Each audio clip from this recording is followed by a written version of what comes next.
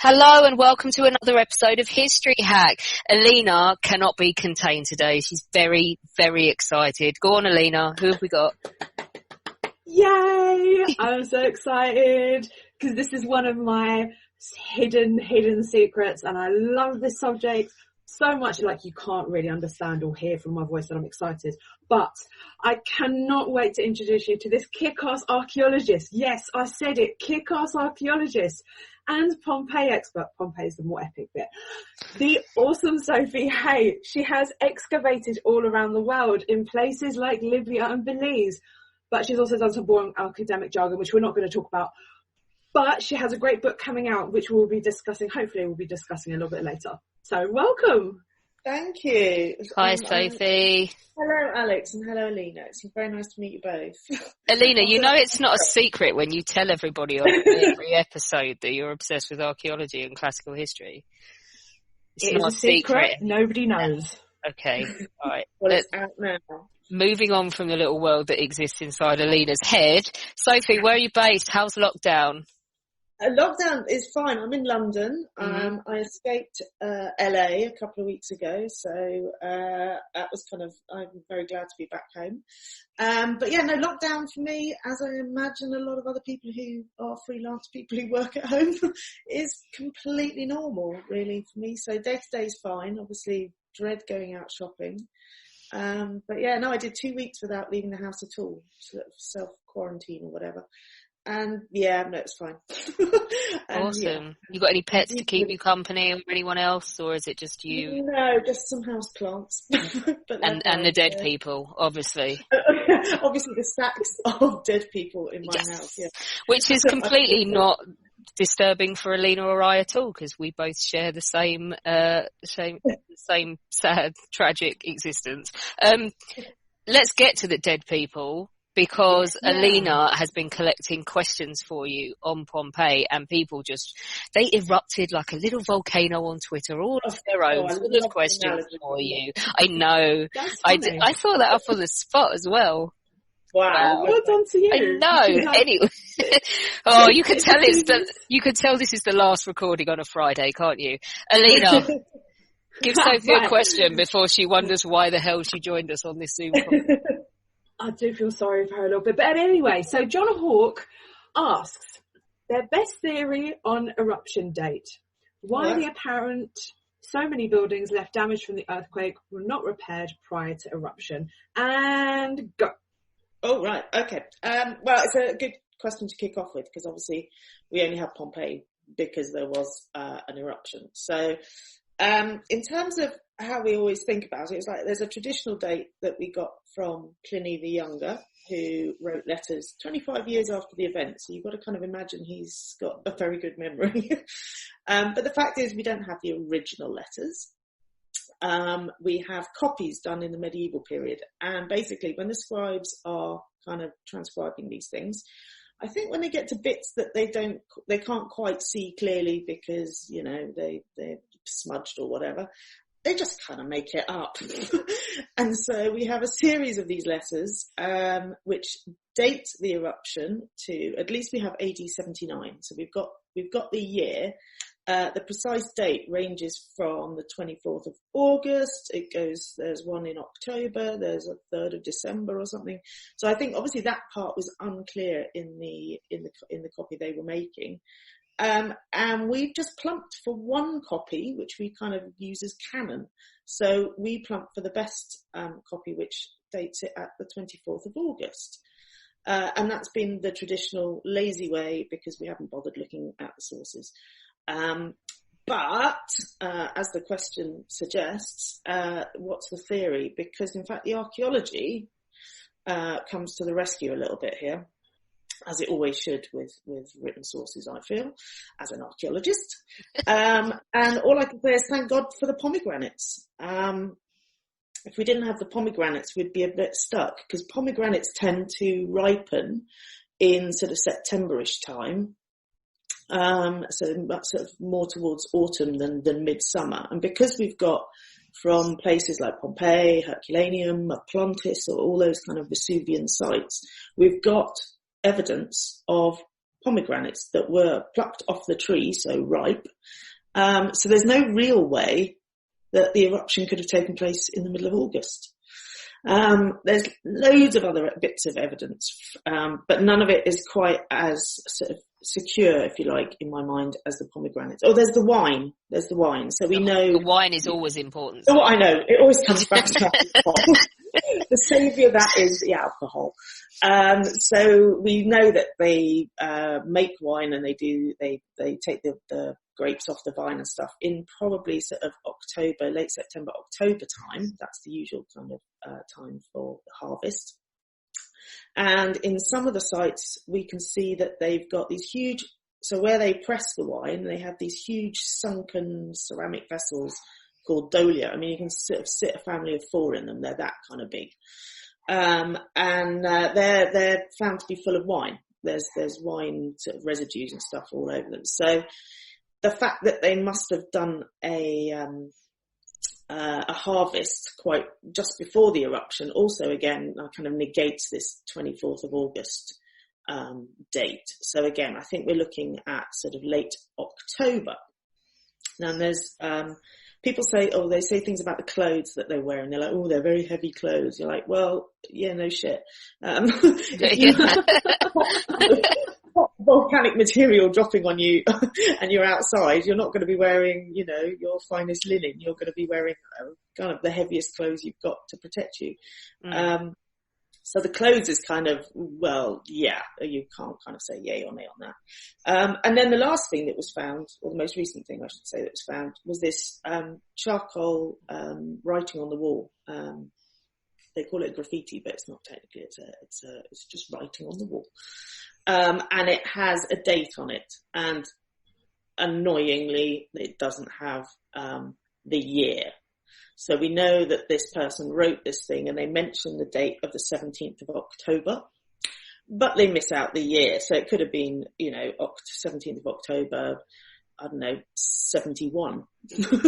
So we don't quite, again, there was a lot of hinging on this and everyone got very excited. But it's potentially another thing that could suggest that, it's if someone's writing this and they've got the 17th of October, it's not the 24th of August. But we don't know when it was written. And I think the argument is that it's charcoal, so it might have rubbed off the wall quicker. But in my mind, also, it's survived 2,000 years. Yeah. There's a slight inconsistency there, isn't there? Yeah. What about this bit about the buildings still damaged from that? Right, yeah.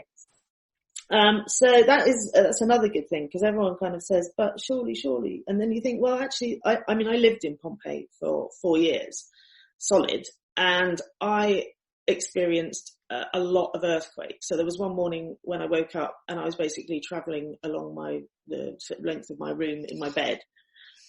So this place is prone to earthquakes. So I think just because the sources mention one kind of major one that must have done a lot of structural damage to sort of the big buildings as well, it doesn't kind of preclude the fact that there are, this is a zone where between 62 or 63, again, it's really annoying about Pompeii, I'm just going to divert, is that the two most salient dates that we need, which is the eruption and the earthquake, we have conflicting evidence for. But anyway, so it's either the earthquake happened sort of 16 or 17 years before the eruption.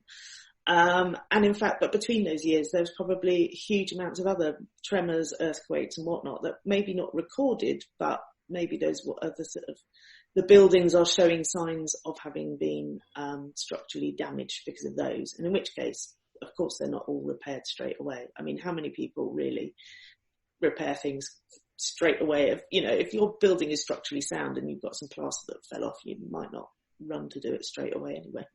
This is a fair point. I'm just saying how lazy I am. Yeah. No, I can empathise. I think with lockdown, everyone's now repairing all the little things that were broken and whatnot in their house now. So, well, they were until everybody started looking at you like you were Satan's spawn if you went to buy anything in like the supermarket and happened to pick up some wallpaper paste at the same time. Obviously, that's not essential, and you're scum. This is a bugbear. JP would like to know, do we know what percentage of the population managed to escape and roughly how many people died? That's really great. That I love this question because we used to get asked this all the time. How many people escaped? I know, we don't know. We have no evidence, I think we used to politely say to people. But in fact, last year, an American chap called Stephen Tubb, he wrote this paper. He's done the most amazing research. And he's basically traced the names of people who appear in Pompeii and Herculaneum. And then he's kind of traced them and to see if he can find their names elsewhere. Like, do they survive?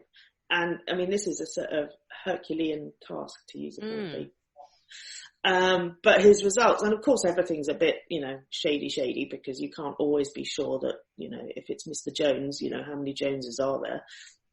And who's to say their family didn't live elsewhere already? But he has managed to trace a number of families that have moved out of Pompeii, resettled somewhere, and then went on to have kind of families out there and whatnot.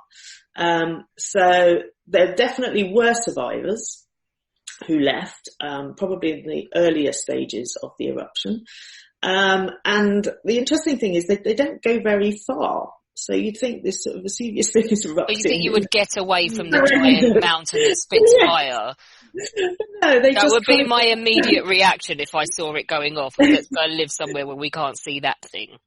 Yeah, well, exactly. It's like, are you tempting fate? But they kind of don't. They sort of wander off and they end up in Naples, which, still under that shadow of the volcano.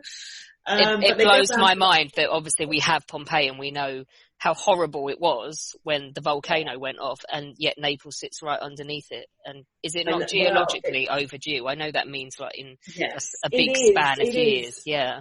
It was when I lived there. They kept saying, because it goes every sort of 50 years or so. The last one was during the Second World War, March 1944. Yeah. And so it's well overdue. But it was interesting when I lived there because people whose livelihoods, who had lived there all their lives, they weren't going to go. They weren't interested in escaping and running away if it happens again. And some of the people I know, their parents had lived through the 1944 one, and of course it wasn't quite the Pompeii 79 eruption, but they did have sort of lava creeping down the streets. Yeah. It still wasn't fun, was it? No, exactly. But they are prepared to stay come what may. They're just like, this is my life. I don't want to be taken off to, I think it's Sardinia now. When I lived there, it was Genoa, which was completely crackers to me. And sort of the idea of just getting on a boat, having known that Pliny the Elder got on a boat and he sort of rode the seas roughshod because, all the material was falling in the sea. I was like, I don't know about getting on a boat. My plan was to get on a motorbike. With my mate and just go. Yeah. That's the plan. Anyway, getting back to the question. Getting back to the history, yeah. So do we know how many people actually died in Pompeii then? No, so we don't even know what the population is. Let's start from the basics. Estimates go between 10 and 20,000. I think we're kind of sitting around sort of generally 12,000 people was total population. And in terms of the bodies found so far to date, or at least recorded, I should say, we've only got about 1,150. So there's a huge discrepancy between what we know as the population size and what we know in terms of who was found on site.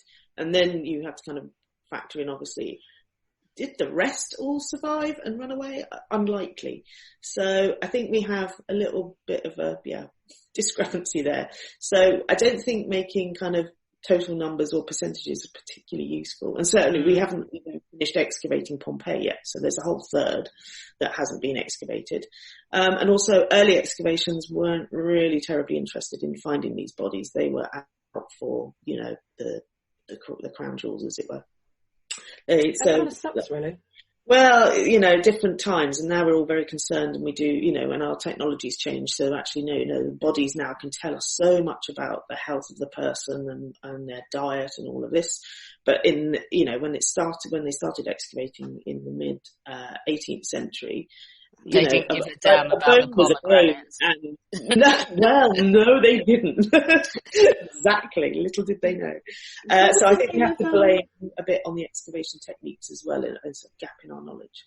What was the name of the guy that did the casting technique? I mean, he started all that off, didn't he?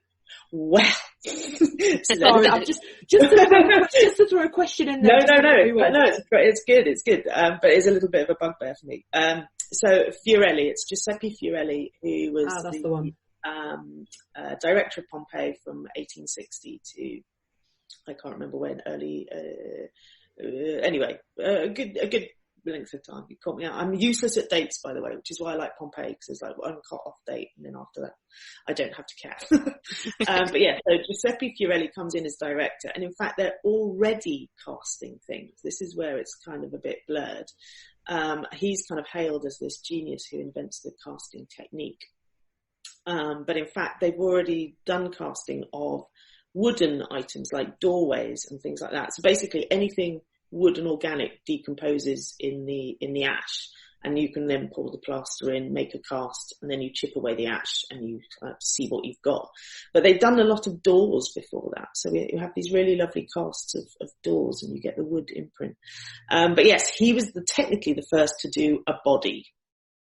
And he decided, but then, the other side of it is you don't actually know what you're going to get until you've chipped away the ash, because you're making a cast. So anyway, he got lucky and he did the bodies. But some of them don't, they're just casts. There's no bones in them. It's very odd. There's a kind of weird technique. Says, Wikipedia says he was there till 1875. Thank you. But he arrived in 1860, right? He did, yeah. I mean, we've got a question about the bodies. We've got a question about the bodies, but I want to jump in with another question before we get to that one, because I know everybody wants to know the answer to the next question, because it's gone through social media like wildfire. But let's do this one first. Yeah. So Aaron asks, this might seem naive, but how is that there are so many people trapped sleeping or doing other sorts of things? Were the ashes lightning fast, and did anybody see the eruption? Right. Okay. Well, I'm not sure that many people were sleeping. I mean, the eruption went on for just under 24 hours. And we know that Pliny did actually, Pliny the Elder, when he finally got off his boat and he ended up in Stabia. Not the younger, because the younger was doing homework sensibly, had said, yeah, thanks, uncle. I'd rather not head towards that exploding mountain. But yeah, you go on, I'll just do my homework. Sensible chap. So, Pliny the Elder ended up in Stabiae at his friend's house, and Pliny the Younger reports that he took 40 winks, which I thought was a funny thing to do with an exploding mountain, but still. I don't know. We don't know if we know that they were sleeping or not, but the column of the eruption was kind of shooting up at sort of 30 kilometers high or whatever. And it's raining down ash and pumice stones, so little volcanic stones. And I think people were probably, they're just unaware of what was going to happen, obviously. So whether they decided we'll sleep through it, I'm not so sure. Is it fumes that's made them pass out? Well, it's quite hard to know if there must have been a mixture of stuff kind of falling on them, gases and stuff. But to be fair, I think the lethal gases kind of come towards the end. I think at the first 12 hours or whatever, I think they've just got various stages of ash falling and pumice stone. So a lot of people are staying inside because sort of self-isolation. There we go. But then it kind of lulls a little bit, and I think they think, this is all right. So people are wandering in the streets and things like that, and I think they all think, I think we're going to be okay. And then at 6 o'clock in the morning, maybe when they were asleep, they then sort of have the worst bit of the eruption, which is when the column of material collapses and basically sends these what they call pyroclastic surges. So they come in waves. I think there's 6 in total, and they're kind of a pyroclastic surge is essentially a really fast-moving, superheated clouds of gas. This is where you get the gas and where people might have suffocated. and it comes down the hillside sort of around 450 kilometers an hour, and it's super hot. It's between 400 and 300 degrees. So the first few don't actually hit Pompeii, and out of the 6, I think it's like 4, 5 and 6 sort of smother the city, and by number 6 there's no escape. But I think the sort of the pose that they do look like they've been sleeping, but maybe they had the surges kind of knocked people out, just whatever they were doing. It was kind of a bit of a surprise, I guess. Let me get to this question that everybody is so excited about. I'll just word it in the way that Maria worded it for you. It says, is that Ash guy found having a final moment legitimate? What's he doing? Because I don't know anything about this. Oh my God, Alex, you don't know about this. Exactly what she's been. Well done, Maria. Thank you. I appreciate the question. Okay, so it's a body of a man, and he's sort of prone on his back, and his arms are kind of. That kind of moment. I'm with you now. That kind of moment. Oh my God, Alex, I can't believe you didn't get that. Hovering over his crotch region. Yeah. And it's a really, can I just say politely, it's a really unfortunate pose. It is, but it's really unfortunate that he will forever be known now as the wanking Pompeii man. Well, exactly. Oh. You said it, not me, so I can hold my head high in Pompeii. But no, what it is sad because it actually, I mean, it's a perfect example of what happens when you are burnt to death. So your muscles constrict, don't they? Yes. Yeah. Exactly. So it's called a pugilistic pose. Mm. And exactly, the intense heat kind of contracts the muscles. So he was probably lying flat on the ground, and as the heat hit him, his muscles contracted. So, but yes, poor guy. Suffer a hideous death and then just be known as the wanking Pompeian is kind of unfortunate, I must admit. Oh dear. Well, some people will settle for any kind of fame. Well, yes, and when I worked there, people ask me what pose would I assume should there be an eruption. I was like, oh my God, the one of running away as fast as possible. Well, exactly. That's Superman for me, people. Superman. Yeah. So people are like, yes, that woman there. She looked like she was flying away. Yes, I was. She's on the back of a motorbike. That's where she was. Oh yeah, that would be. Yeah, no, that's a better one. Right, listen, we've got one sentence, because if you don't say the correct answer, we are no longer friends. Oh God. And the correct answer should be the House of the Fawn. You're going to say no, and I'm going to be heartbroken. So in one sentence, Meredith asks, what is your favourite house? No.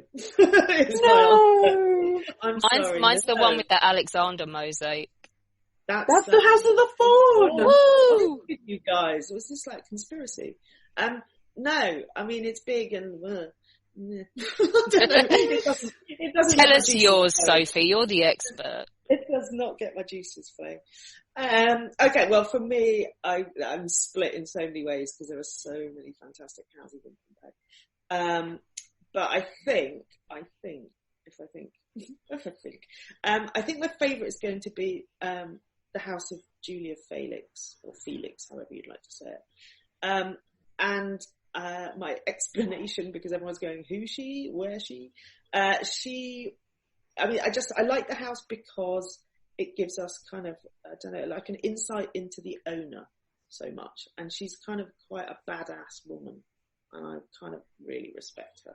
So she's probably unmarried, we don't know. But she owns probably one of the biggest houses or estates in Pompeii. And she's got a big sign up on the side of her house that is advertising like for renting accommodation and things. So you think, oh, she's kind of like, and it's probably painted on the side of her house at a moment after the earthquake. So she might have gone through some kind of economic problems or whatever, and she's having to raise money. So I quite like her because she's a woman advertising, because usually property is owned by men. So there's a reason why she owns this property. So I really like her for that. She's like an entrepreneur now in my head. And she's renting out stuff to get money. So she's kind of pulling herself up by the bootstraps and saying, you know, I've got to make some money. How do I do it? I rent out apartments on my second floor because she's got so much space, and some shops. She's got a huge bath complex, which is quite rare to have in your house in Pompeii, sort of, you know, on this scale. And in the notice on the wall, the advert saying, come and rent my stuff, she also says, I've got this bath complex, but it's for elegant people, you know, so it's kind of like, keep the riffraff out. I don't want dirty, smelly people, really. I want the people. I quite like her. No, well, exactly. But then she's got this sort of amazing kind of twofold life. So she's got this life of trying to sort of get money and whatnot, and she owns a bar and a little restaurant. So she's making money, but then the back of her house is really posh. Like, she has a garden that is sort of half of her property is her garden, basically. And she's got this water feature that's all sort of, you know, clad in marble, and you can imagine, you know, the water running through it and whatever in the sunshine. It's all lovely. She's got a dining room with 3 couches, where she would eat, but it's got a water feature. It's like a sort of waterfall in the back or something. The room is decorated in blue, with Nile scenes, so really exotic. And then at the front of the building, she's got a sort of bar that's sort of spooning out food and drink to people. But I really like her because she's always seemed to be quite grounded. So in her house, apart from these exotic paintings, she's got a fresco of bread and eggs and a tea towel. And I just think, okay, yeah, she kind of knows what, you know, the mundane things in life too.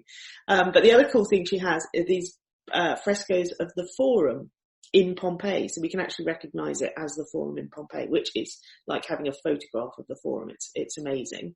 And again, it's all these mundane things happening in the Forum, like people selling pots and pans to clients. There seems to be some kind of school lesson going on. Someone's being flogged. But you think, why has this woman got these kind of very mundane daily scenes in her house, but yet she's got, you know, the Nile scenes and all this kind of weird, really exotic sort of fantasy landscapes. And I just think you get quite a nice insight into her, that she's kind of one foot rich, whatever, pompous, and then the other side is quite grounded and cool and entrepreneurial. And I think I like her. Yeah, so I think her house is very interesting because it tells such a deep story, whereas House of the Fawn, you walk in and go, yeah, big. Or I do. She's certainly interesting. Alina's just gone now. She's wandered off. Don't worry about Alina. We'll swap her later. Tigger would like to know, Tigger says, my question, can the style/hand of a particular artist be detected from all the artwork uncovered over the ages, or use of particular pigments by possibly one artist? I think what they want to know is, can you attribute certain houses to one decorator, which would be cool. Yeah, no, that's a great question. And it's so frustrating in the sense that why didn't they sign their art? I mean, how selfish are they? I know. It's like you have one job, well, to paint, and then just pop your name on the bottom. Go on. But they don't. But there are sort of studies in the sort of similarity between paintings, and one by Lawrence Richardson, I think, is the kind of the canon on this, the sort of the one big work that's gone into this. And I know his work because in one of the houses I was studying myself for my PhD had a wall painting, and it was attributed to someone called the Bocoriale Painter. Now, Bocoriale is a little village or settlement just to the north of Pompeii, so kind of further up the slopes of Vesuvius. And so he may have been working mainly there, hence his name. But his kind of, it's a bit like Hitchcock in a film, you always look out for Hitchcock, and see where he is.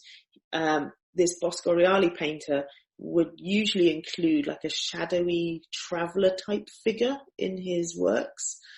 So that was kind of his signature, if you like. That's the closest we get to a signature, is he has this little figure. So whatever he's painting, whether it's a landscape with temples or, I don't know what else, trees and a mountain or whatever, there's always this little shadowy figure. So there are schools and workshops, I should say, that kind of, you can identify vaguely a style. But really the names of them, no, we don't have names, unfortunately. And what was the second part? Oh, about the pigments.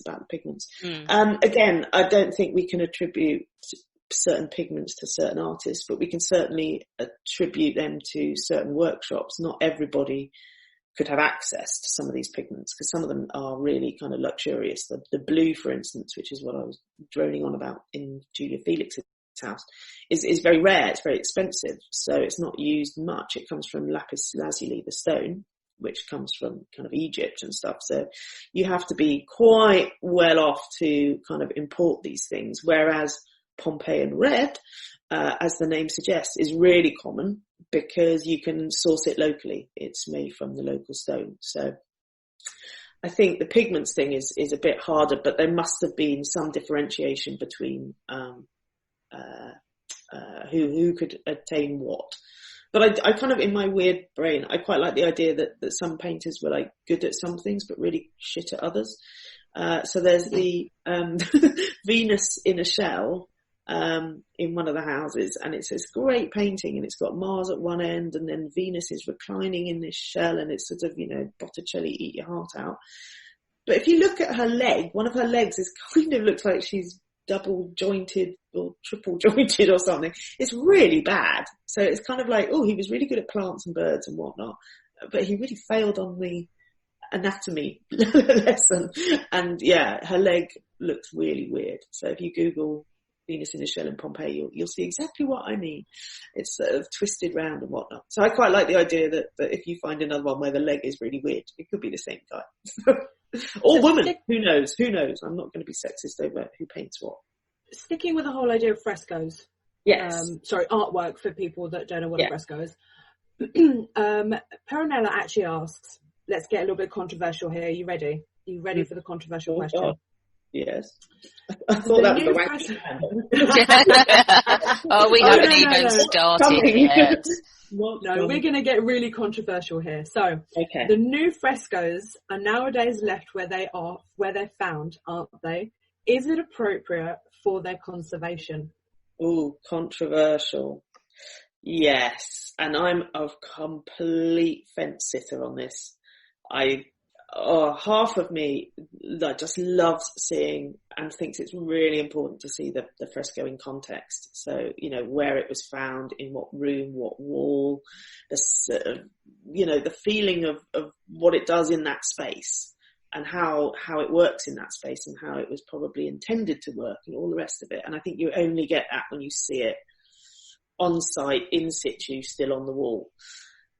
But obviously, the other half of me goes, take them off the wall because they're all going to get destroyed, and put them in a museum and save them.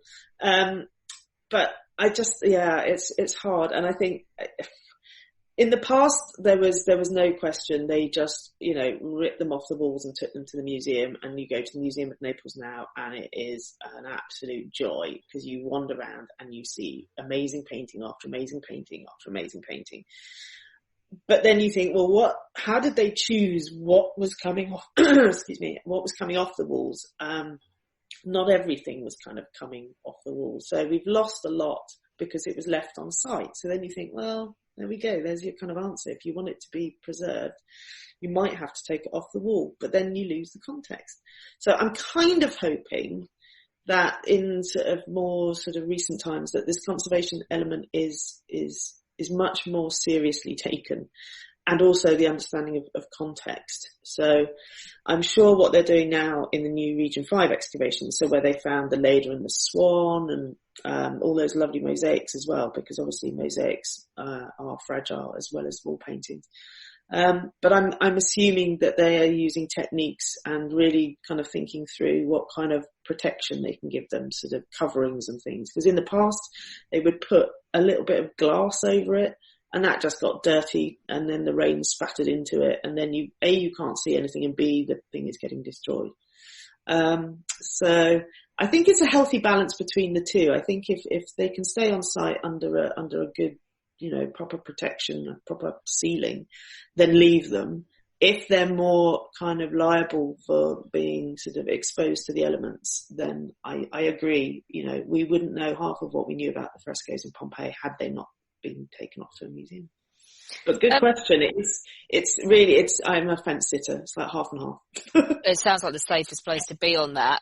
On something else that survives, Stripes would like to know, how on earth did the papyri, is that how you say it, in the villa's library in Herculaneum not get destroyed? What freak conditions preserved them in their original shape rather than burning them to ash? Oh, well, that's also good. I get asked this a lot because they're like, why aren't there loads of papyri in Pompeii? Didn't they know how to write? And I'm like, I think they did know how to write. It's a really good question because it highlights the difference between the effects of the eruption on these two different sites. So Herculaneum is slightly closer to Naples and slightly kind of closer to Vesuvius in essence. And the two positions of Pompeii and Herculaneum, they kind of dictated how the eruption was going to happen. So the wind was blowing kind of over Pompeii, so it blew all of this ash and pumice, and Herculaneum didn't get any pumice at all. And in fact, it was probably thinking it was fine and was kind of, jeering at their neighbours going, ha ha, bad luck. But they did suddenly just get the pyroclastic surges, probably before Pompeii even knew pyroclastic surges were heading towards it. So in fact, Herculaneum was wiped out before Pompeii, probably about 1-ish in the morning, I think. But it's those pyroclastic surges, the intense heat just carbonized wood, paper, and things like that, instead of them sort of slowly being able to disintegrate, if you like. It was just instant. It's like, throwing wood in a hot fire. You get charcoal. So it's the carbonization process that basically saved these papyri. And they're really tightly wrapped as well. So they're kind of the scroll element. They're really tightly wrapped. So they are essentially like they're acting like blocks of wood, if you like, which is why you get them in Herculaneum and you don't get any papyri at all in Pompeii. So they survived through the sort of the difference in the type of eruption. So that's it. But we do have writing in Pompeii. We have them on wax tablets. So there's a banker in Pompeii called Kekelius, and he's very famous because of the Cambridge Latin course. So I imagine most people know Kekelius. I do, yes. Yeah, you see. And he had a chest. He probably actually died in the earthquake. So we have a wooden chest of his, and though that we didn't get the chest, we actually did get what was inside it. Obviously the chest kind of protected its contents. But we don't have the wax, obviously that melted. But we have the wood that the wax was pressed onto in a kind of form of a book. And we have the scratchings left by the stylus, the sort of the pen. I can say stylus now because everyone uses them on their tablets. And so we do have writing and documents from Pompeii, but no papyri. But yeah, no, good question, because that does distinguish between the two types of the eruption. Speaking about writing, and I know everybody's going to want to know this because Mary Beard got this one as well, didn't she? Exactly. Oh no. Yeah. Oh, who's going to be better, Mary or Sophie? Oh no. Mary? Well, I think it depends if Sophie goes for all-out smut. Come on, Sophie, you can be smutty. Let's do this. So the question comes from Gunter. Excellent. Yeah. Hi, Gunter. What is the funniest or most interesting graffiti discovered in Pompeii? Come on, Gunter. The scope of this question, excellent. Well, Mary will probably win because she probably knows it a lot better than I do. But I mean, Mary went with the fatuoing. Yeah, what I should say to start with is I do like graffiti in Pompeii because it is this huge unedited voice of the masses, and you have no control about what people are writing. So it's not like an inscription where, it's very prescribed. It's people just saying, what the hell they like. And I guess the funniest for me, really, because it is snigger worthy, are the ones in the brothel. So, here I fuck lots of girls. I mean, someone took time out of their day to write that in a brothel, obviously. Yeah, but you're thinking, well, it's not that impressive because if it was here, you paid for it. Well, exactly. But there's another one that I think I really like, which is kind of just, someone just not liking somebody else. Chios, I think his name is, or Chios, or however you pronounce it. He just says, or he writes, I hope your piles play up again and become sore, so that they smart more than they smarted before. Wishing something very nice on someone he obviously doesn't like, but it's just so specific. You don't get graffiti like that anymore. No, it is. It's kind of, I love how specific it is. He's naming and shaming, and also very funny. Alex, I hope your piles start acting up. Yeah, exactly. Yeah. Sorry, I didn't mean it. I didn't mean it. I don't have piles, but it's the thought that counts, I guess. Moving swiftly on. Where do we go after piles? Yeah, well, Joanne wants to know, and I quite like this question. What did Mary say? What one did Mary's going to be funny? Mary did say about the I fucked you owed lots of girls here, but she had another one, but I forget what it was. That was only after we drew the smut out of her. She had a respectable answer before that, but I can't remember what it was. I'm glad you guys chose that one then. Yeah. We equaled out. It's about 200 podcast recordings ago for us, so my mind is a blank. Joanne would like to know, is there any evidence of looting during or post-eruption? Nice question. Yes is the answer. Excellent. Answer. Yes, moving on. No, it's an interesting question, because obviously we have a lot of time between the eruption and, the rediscovery of Pompeii. So yes, we do. There's potential. I mean, it's very hard to date, because when you excavate in Pompeii from the top downwards, you do come across tunnelling and holes, but it's quite hard to date these tunnels and holes, because unless they've dropped something like a medieval coin or a bit of pottery that really kind of says, well, how did that get here, unless somebody from, the 13th century or something was tunnelling around here. So they're quite hard to date, but there are kind of little snatches of maybe this was done in antiquity. So probably not, during the eruption. I think people, what they've done is they've moved a lot of their property, their sort of possessions, if you like. They've gathered them and put them in a corner of a room. So thinking, when we come back, we know exactly where all our kind of gold and silverware are and things like that. So people have kind of moved things around in their house, and the intention of coming back, whether they did immediately or not, is a different question. But there's this kind of graffiti on a wall which reads Domus Pertusa, which translates as tunneled house. And it's kind of the thinking that maybe when people in antiquity were coming back to kind of maybe loot or maybe find their own stuff, but in this case it looks like looting. It looks like they're saying, we've checked that house out. Don't bother coming back and looking at it. We've ransacked it already. It's been tunneled. It's been emptied of all its, good stuff. So there's one kind of the one example that maybe sort of very much in antiquity, and soon after the eruption, somebody coming back to loot a property. And there's another famous one, which is the House of the Menander, which has been kind of, I think, misunderstood, because there's a group of skeletons found at the back of the house near the servants' quarters. And with them there is a Roman lamp and 2 pickaxes, I think. And so it's kind of, are these people looters? Have they come back into the house after the eruption? Obviously, very soon after, because they're wielding, objects of that period.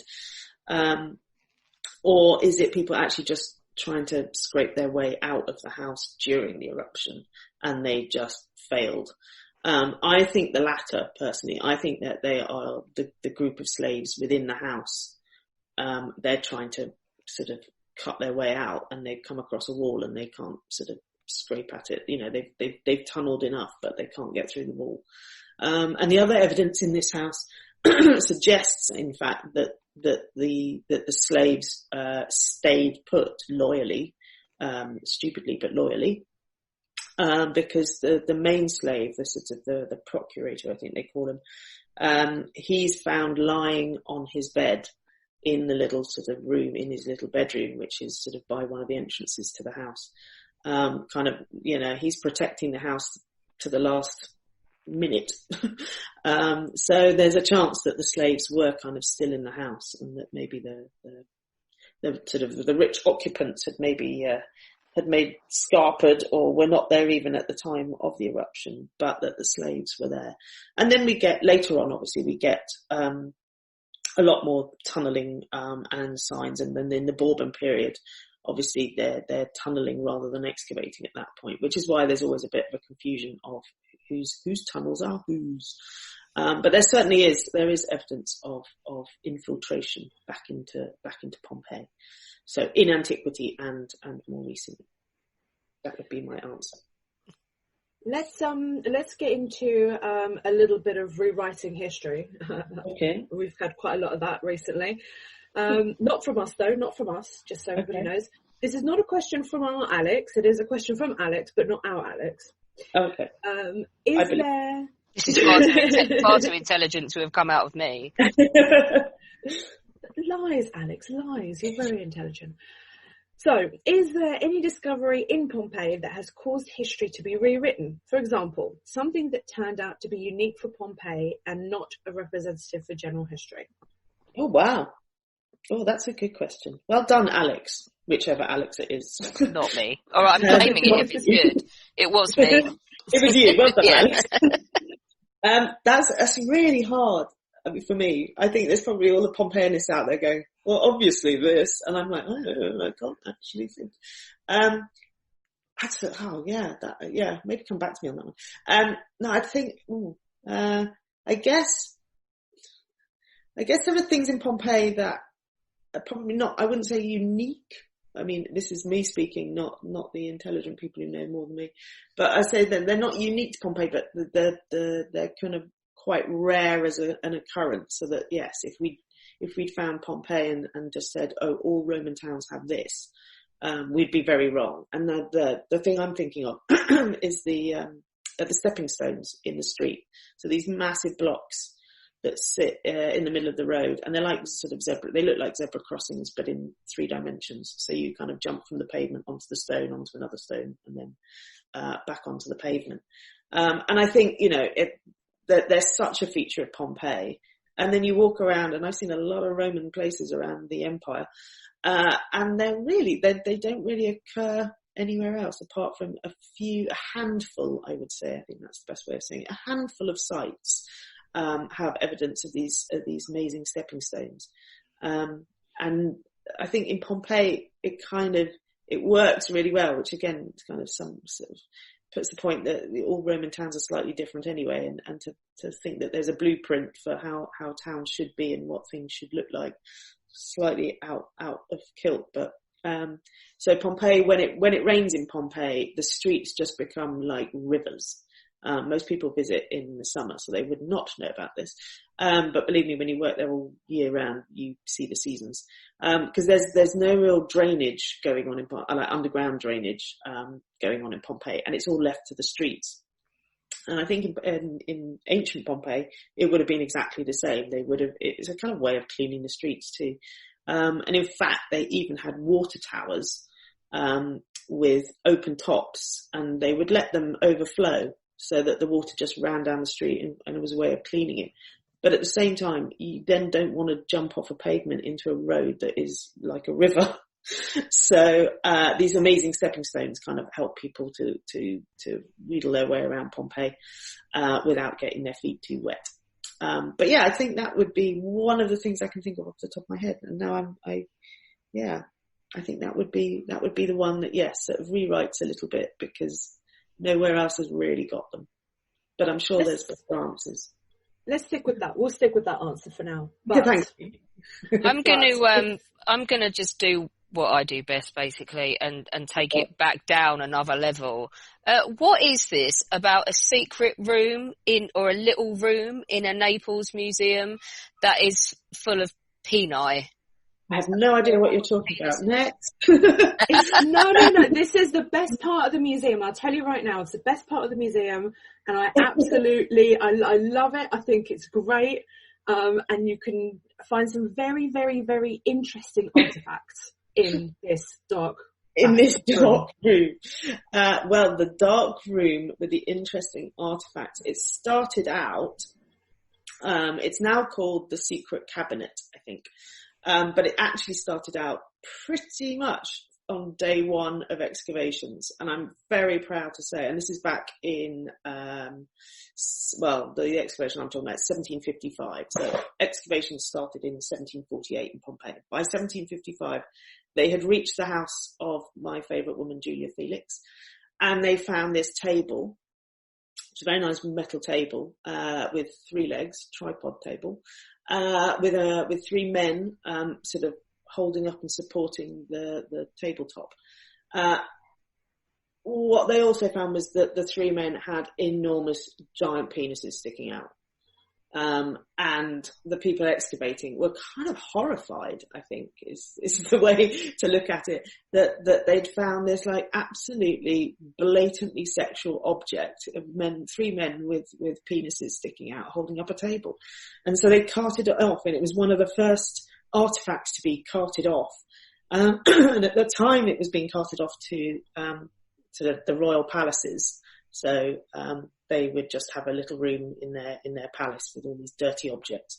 But then they sort of got more and more horrified because they saw that like penises were blooming everywhere really, and they pervaded all sort of manner of objects throughout society. I mean, it wasn't like the rich people had penises and the poor people didn't. Everyone had penises. They were hanging off the walls. They were, in lamps. They decorated wall paintings, and they just stripped everything. To use the word strip is good. And they put it in this little sort of side room in the palace. But by the sort of mid-19th century, the sort of prudishness had continued, and the object, there were so many of these objects, they had to move all these rude objects from the palace near Posteruption, which is right by Herculaneum. And they moved it into the sort of the basement of Naples Museum. So because they needed to expand. And this museum, was called the sort of Museum of Obscene Objects at one point. My favourite is probably the Cabinet of Private Objects. Not quite sure what that relates to. But then it was called, the Pornographic Collection as well. And basically it was hidden away from everyone because, you weren't allowed to see it because it was just nudity beyond belief. And then you've got things like wind chimes, which, perfectly normal, but then you take a closer look and you see that the bells are hanging off a little satyr who has a massive erect penis, and he happens to be sitting on an erect penis with wings, which has its own penis. And it's just levels of phallus that you don't get in our society. And so I think everyone was so super shocked that the Romans kind of embraced this, it was hidden away. And in fact, it was kind of hidden away sort of even by the 1990s, it was still not on display. It was still kind of hidden away. And as a man, you could ask to go and see it. So you could ask to go and see it even when it was in the palace in Posteruption. Women, absolutely no way were they going to go and see it. But you had to get permission to go and have a look. And there's one guy, Mr. Brooke, I think his name is, and he went to see it in the palace in Posteruption. And I think he was so shocked by what he saw. He described seeing this statue of Pan, who's half goat, making love to a nanny goat, and it's that famous statue. It looks quite tender. Let's say it doesn't quite look like a rape, but it looks quite tender. Both seem to be enjoying it. But he saw this and described it later as being made of bronze, when it's not. It's made of marble. So obviously he was kind of overwhelmed by the idea that this statue existed. He couldn't even see which material it was made of. But yeah, so there's a lot of sniggering. It's probably the happiest room in the museum because everyone goes in sort of straight faced and then they don't leave like that. And I think I think we have to appreciate that the Romans also laughed at these things. I mean, there is a meaning behind it all. I should kind of come back to, a little sense of this, that they treated, these objects as, warding against evil. So they're apotropaic, it's called. And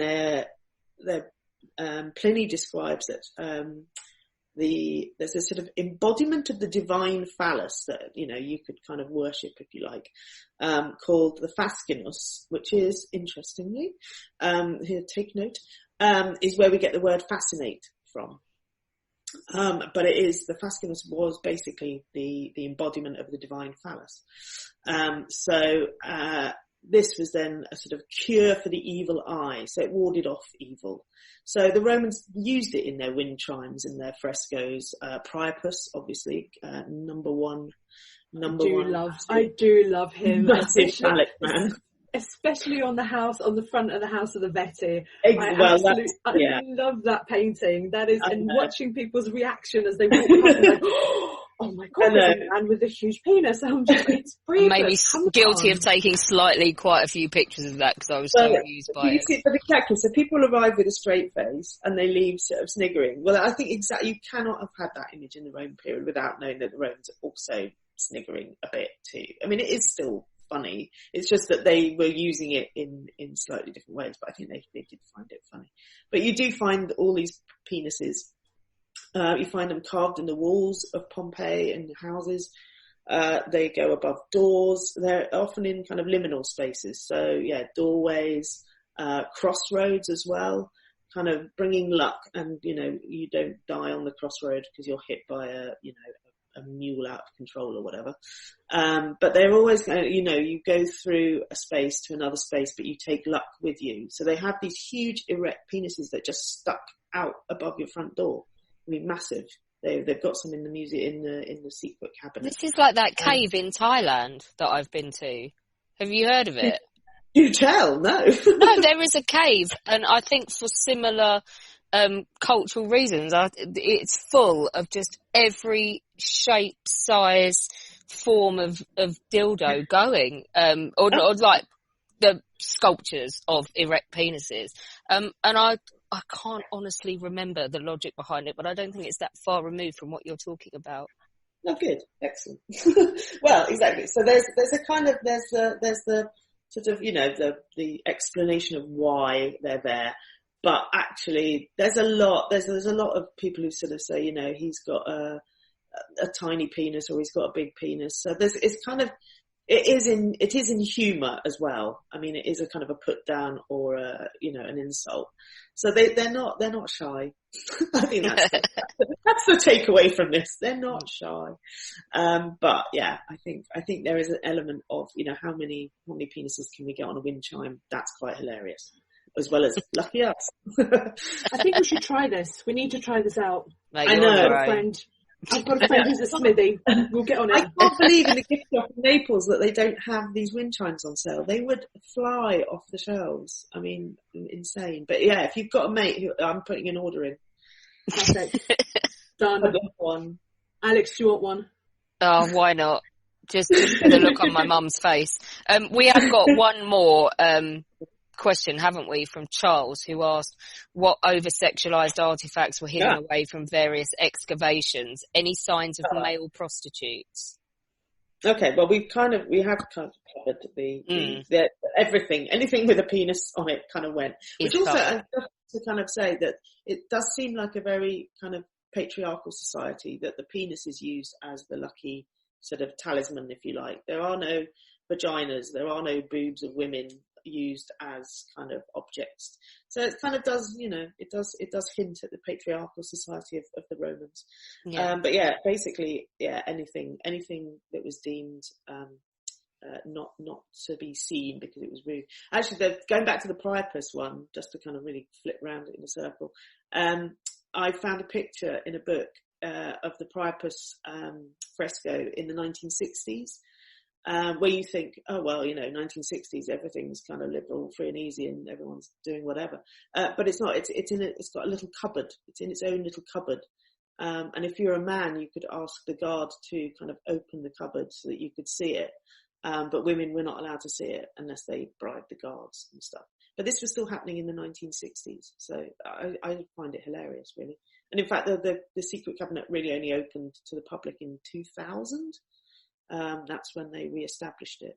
And now you think that, the front cover of every newspaper, 6 months ago, had a picture of Leda being raped by the Swan on the front cover. And, there was no holes barred. So we've gone from hiding it away behind cupboards and whatever to sticking it on the front page of a newspaper.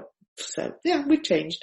I feel we cannot top massive porn collections in this interview. I think we've well and truly outdone ourselves this time, Alina. Agreed. Definitely can't put this one out on a Sunday. Sophie, thank you so much for joining us. I don't know how many times I said the word penis. I feel like I've been sponsored by them. Yeah. Alina's been dying to get you on here, but she completely set you up with the penis. Yes, thanks. Appreciate it. But you're very you'll welcome. learn something. When you use the word fascinate from now on, you have to think about it twice. And to be honest, I don't think I'm getting the image of all of those penises out of my head for quite some time. Right. Join us tomorrow when we will be talking to Emma Butcher about, okay, get this, some literary history for you, the Brontes, the Napoleonic Wars, and how they influenced their famous writing. It's really fascinating. We really enjoyed doing that one. And there's also a cameo appearance from Pudge the Hamster as well. Don't forget that you can become a patron now of History Hack and ensure that we can keep going after the coronavirus crisis has passed. You can donate as little as $1 a month at www.historyhack.podbean.com. There now follows a public service announcement. I'm Horatio Hornblower. And I'm Archie Kennedy. The simplest gift you can give in these troubled times is to obey orders. Indeed. The regulations are very clear in the matter. It is the duty of all of us to remain at anchor until the little people in the talking box signal you otherwise. You don't want to end up getting flogged. Good day to you. Good day to you both.